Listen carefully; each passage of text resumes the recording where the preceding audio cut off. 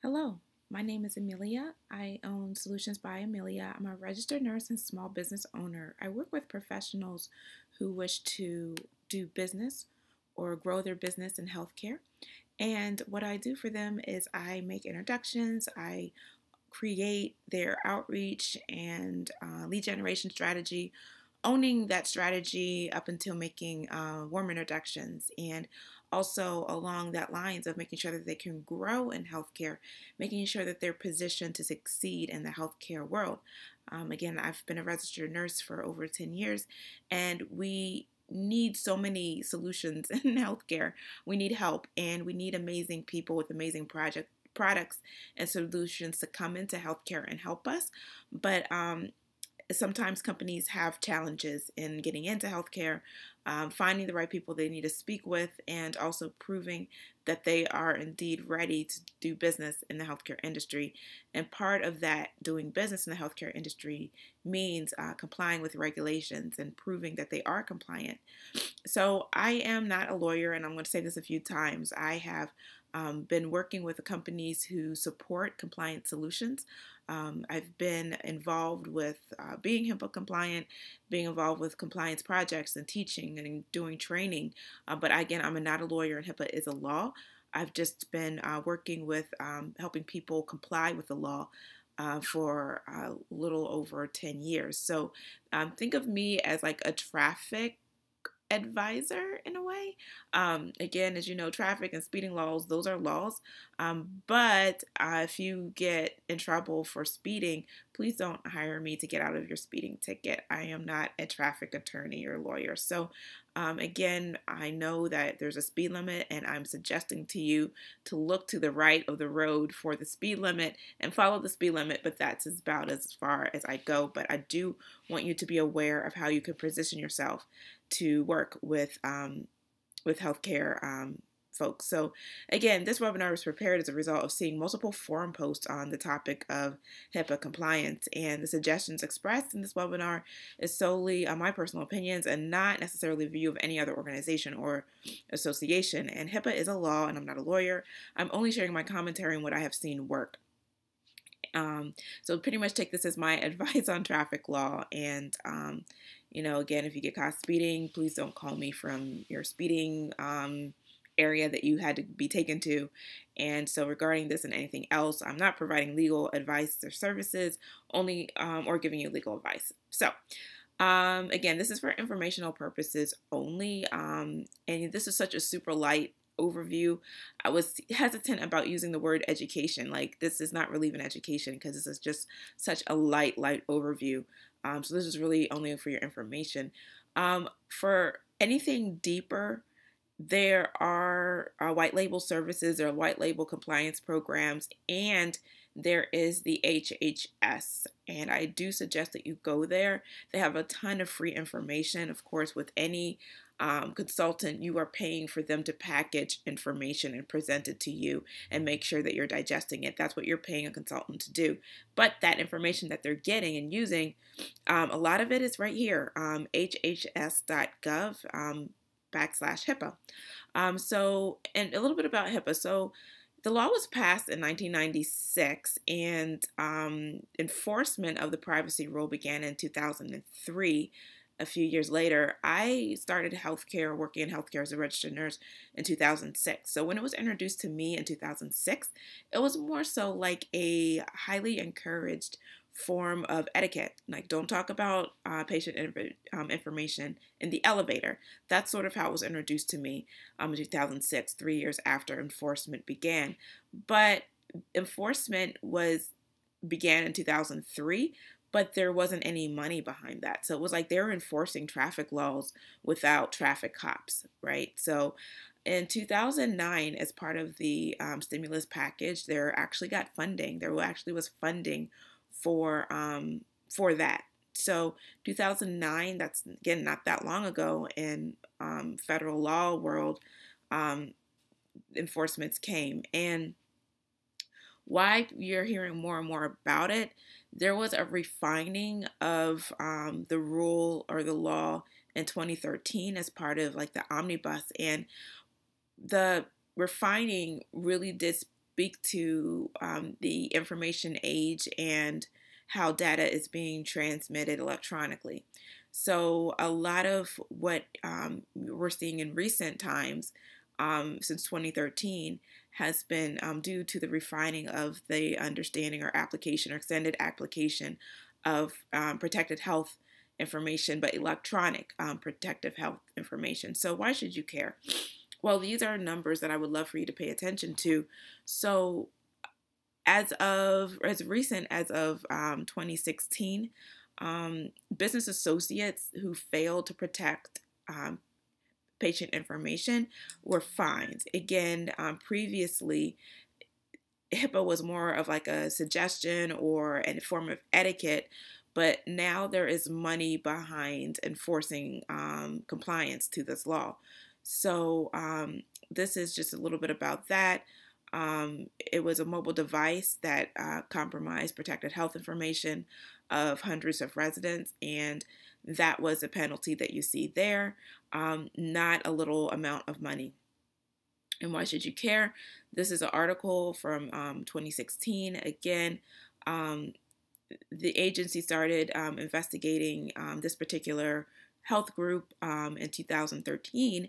Again, that new rule that I mentioned after it received breach notification reports, several. And so that caused them to look, and they saw, and long story short, they agreed to pay $5.5 million to settle multiple data protection violations. So again, we're talking about protecting data, electronic data. So think about HIPAA in terms of protecting health data and information wherever it is in transit electronically, and you start to understand that there are technical aspects involved with protecting information. There's workforce aspects involved with knowing what information needs to be protected. So, and more about that is there. So, security risk analysis, why is it required? Well, it's a part of HIPAA. You know, a lot of people don't understand that knowing your risk and knowing your vulnerabilities, taking a close look at them and making a plan of how you address them is actually part of HIPAA law. Now, part of this is also part of meaningful use, it's part of MIPS, it's part of advancing care information, it's part of payment, it's part of quality payment. But as somebody who's a business associate, whether you're a medical biller or whatnot, you are saying that you're doing security risk analysis. So, so this is just the final ruling about that. This is from the point of view of a MIPS eligible clinician. But again, this is part of complying with HIPAA. So it's saying that you, underneath of HIPAA, pretty much, you are performing a risk analysis. You're looking at your strengths, your weaknesses, and you're making a plan to address these and resolve them. You're making a work plan, and that's going to come up again later. You're taking a look at your vulnerabilities. You're taking a look at threats to your system. These threats can be ransomware. It can be improperly encrypted mobile devices and computers and laptops. Your risk could be copiers and fax machines, pretty much all sources that hold electronic patient information. It's saying that you're aware of all of these sources, you're aware of the copiers and faxes and mobile devices, you're aware of how data flows through your networks. It's saying you're aware of these potential threats and you're locking them down. It's saying that you have regular patches, you have regular logs, you have access security controls, you are monitoring people who have access, and for gaps that you see in your process, it's saying that you have a plan to address these gaps. So identifying the gaps is one part, and some people just say, stop there. They might say, oh, we've identified these gaps, we're good. No, if you identify these gaps and a breach happens and you're audited, they'll look to see, hey, you identified these gaps, but what did you do about it? You identified these open windows and open doors, but what did you do? So you need to also document what you're doing to address the gaps that you identified. Also, if you say, no, we don't have any gaps, nothing's wrong here, that's also can be a red flag to say, seriously, now in this time with so many threats, to say that you're good, that you don't have any areas of concern, that there are no areas of improvement, saying that alone, to be quite honest, is a red flag too. So below here is, again, just a little bit more about advanced care information and MIPS and quality payment. But again, if you're not involved with that, if you're a business associate, you're still responsible for security risk analysis, and this is the law that is a part of that process. So if I didn't say it enough, why is it required? Again, it's required part of payment for clinicians, and it's a required part of the HIPAA law. So highlight. So I'm briefly going to go over the privacy rule, the security rule, and the breach notification rule, and other stuff that matters. So when you are complying with HIPAA, it means that you're audit ready. That's what it means. It means at any point somebody can ask, and they are doing that to business associates. We just considered a couple of case studies. It's saying that you're ready to provide proof that you're at the same standard of healthcare facilities. So part of the 2013 ruling, it also said that business associates are going to be held to the same standards as healthcare facilities. So pretty much when you're entering into a business associate agreement, it's like entering into a marriage with the healthcare facility or practice owner. It's saying what they're responsible for, you're responsible for. What you're responsible for, they can be impacted as well. So pretty much if you're operating as a business associate or a clinician, how will you prove compliance? What makes you compliant? These are things that you need to consider. How do you support others to be HIPAA compliant? How are you don't want to be the, I don't want to say the squeaky wheel, but you don't want to be the loose chain or the broken chain, right? You don't want to be the reason why the clinicians get in trouble, and the clinicians don't want you to be the reason why they get in trouble. Again, this is sort of like a marriage. Do you have contracts with government agencies? There's additional requirements if you do. Do you have proof of HIPAA training? Being compliant says that you're doing workforce training. And if someone were to ask, do you have proof of your last training? What can you do? What can you say?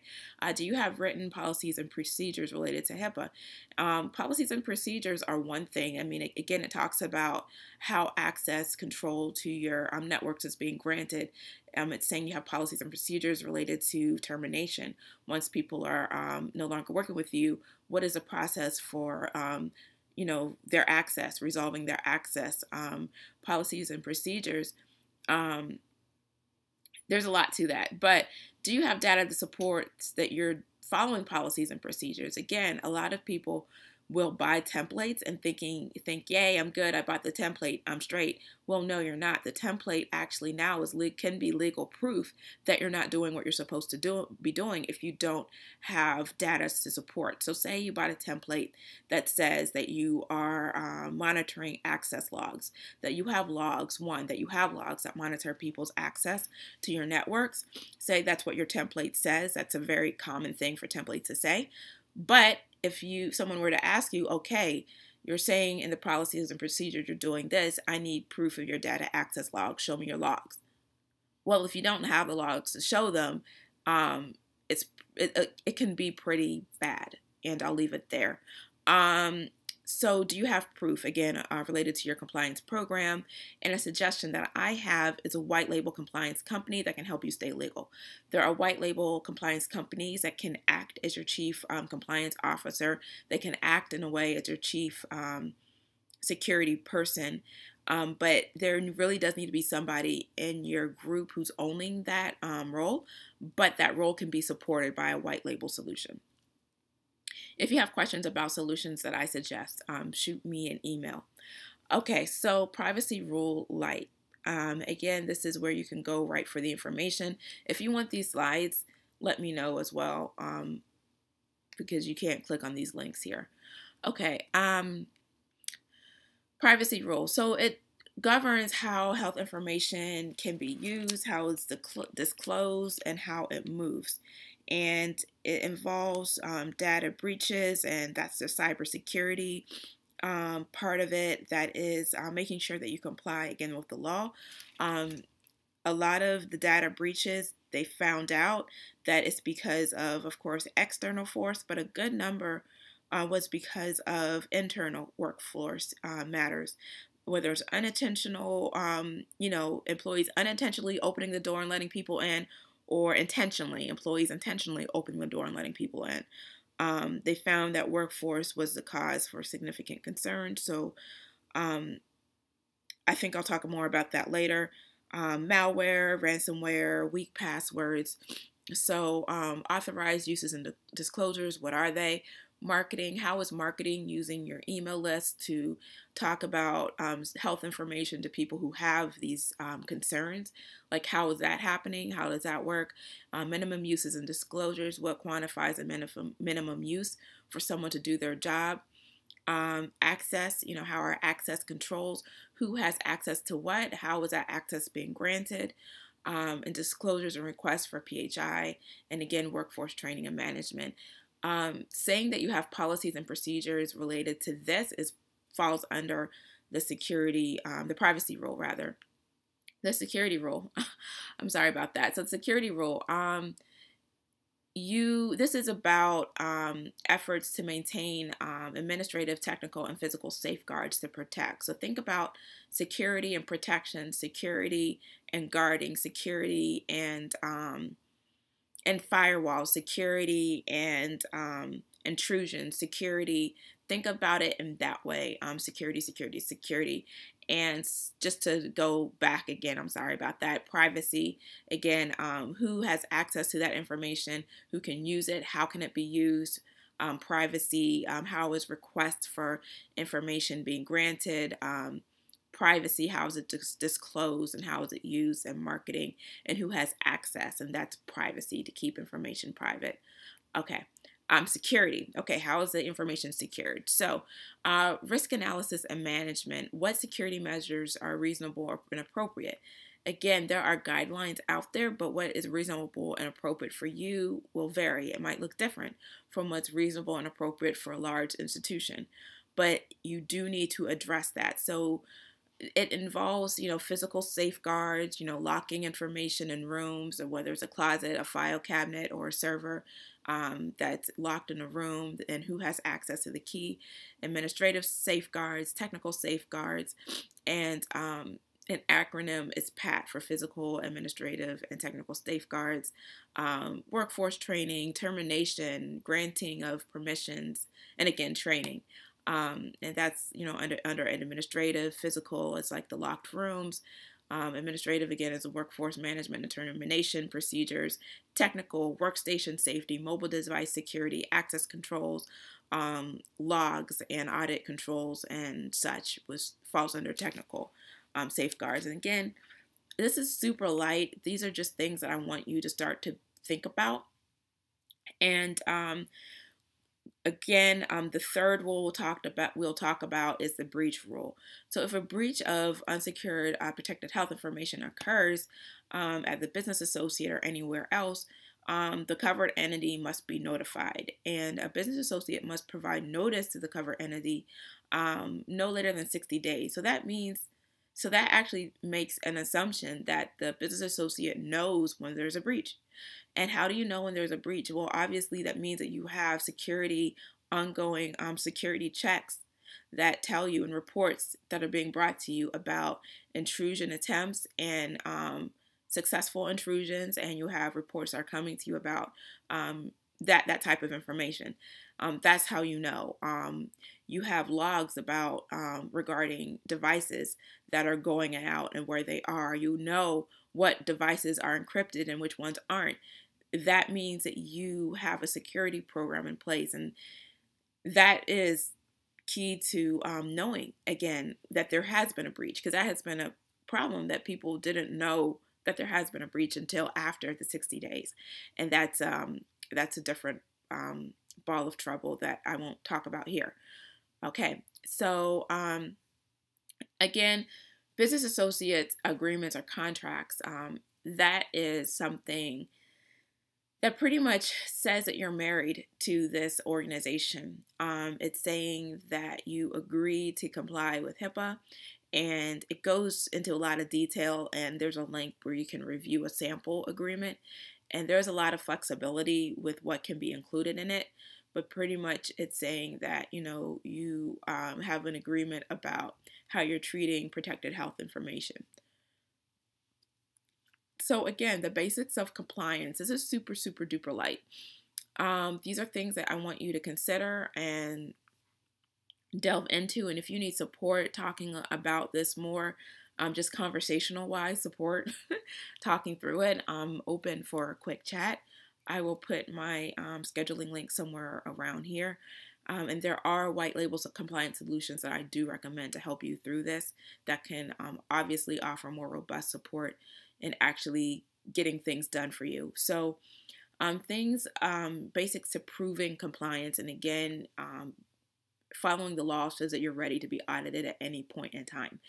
Some of the fines we looked at simply were people who said they were ready, quote, said they were following HIPAA, but when asked to provide support, they were unable to do so.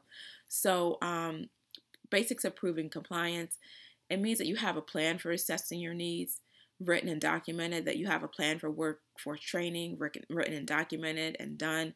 You have a plan for breach prevention. You have a plan for disaster recovery. Say the worst of the worst does happen. You have a plan that has been tested that shows that you can move forward and operate, whether it means moving to a second location or accessing information from a different server.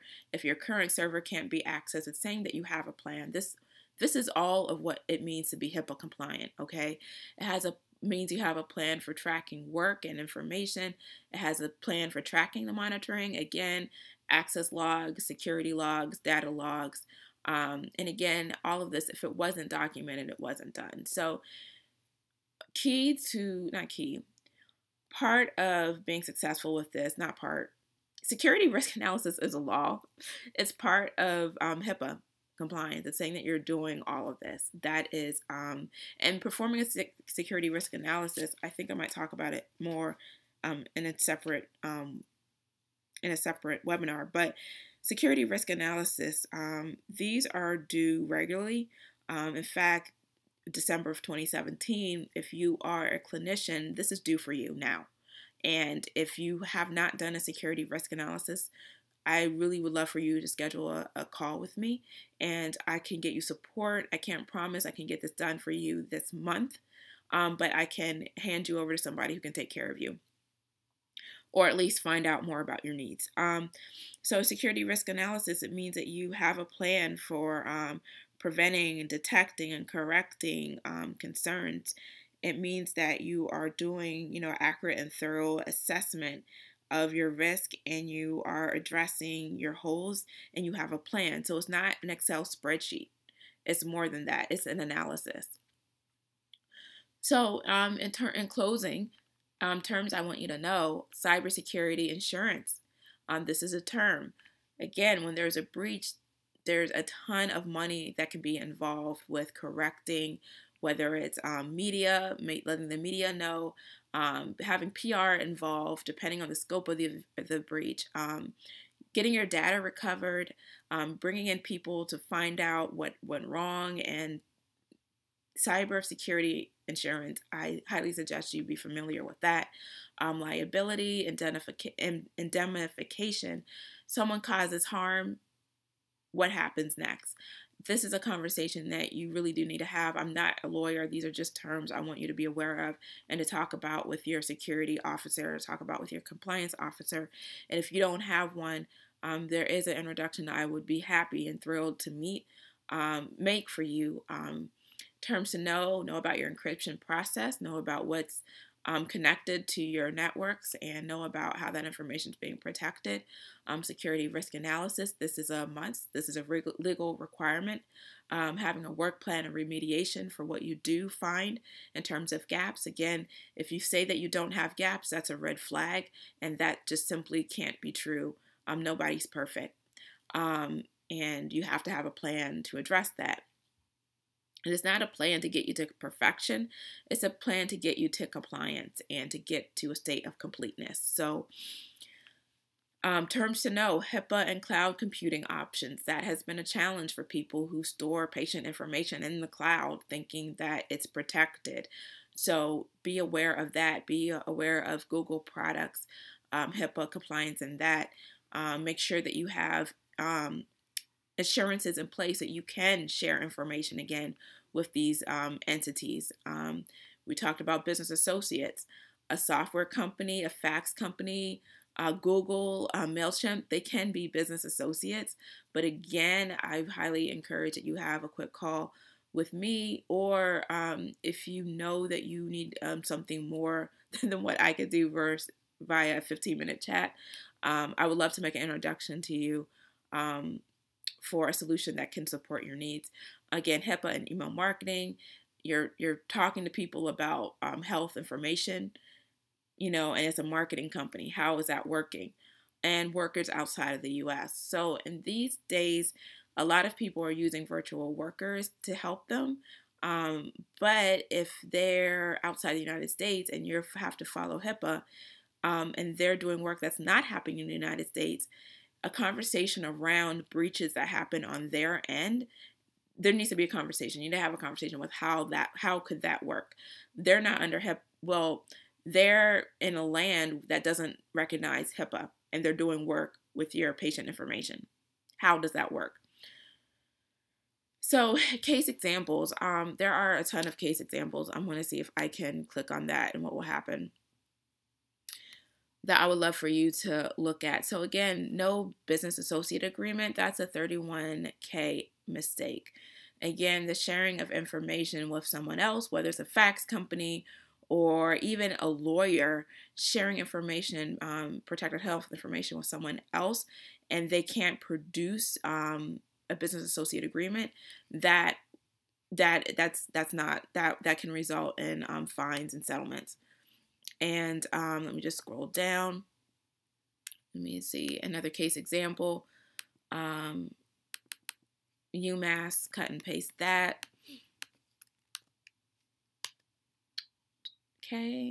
Okay. Again, they had to settle malware infection. Again, do you have what software systems do you have that's automatically being updated in terms of patches and protections?